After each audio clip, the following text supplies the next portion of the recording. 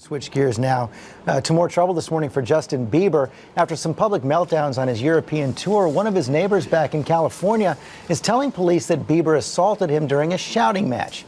ABC's Rob Nelson has the story.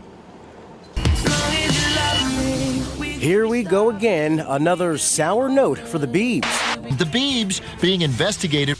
Justin Bieber is being investigated. This time, the pop sensation is being accused of battery after an allegedly nasty confrontation with a neighbor Tuesday at Bieber's home in Calabasas, California.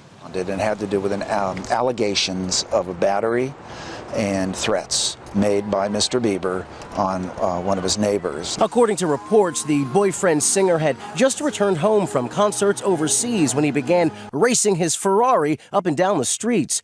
Angered by all that noise, the neighbor reportedly confronted the crooner. He is now accusing Bieber of threatening him, even making physical contact. Overnight, Bieber's neighbor told ABC News he's a punk. He thinks he's invincible. He can't continue to have a bunch of enablers around him. It was a very unpleasant and upsetting situation. This is just the latest mishap in a string of bizarre, hot-tempered behavior by the performer.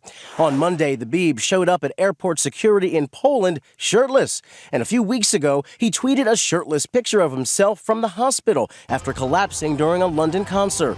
Lately, the public has been seeing more than just Justin's abs, but also his temper as he lashed out against a photographer a few weeks ago.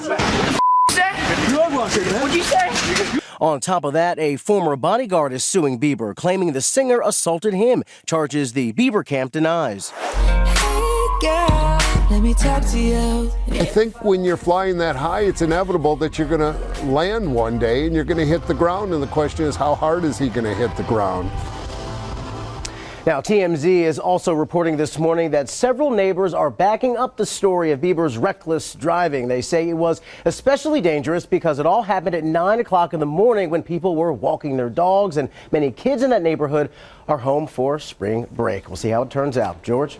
Slow down.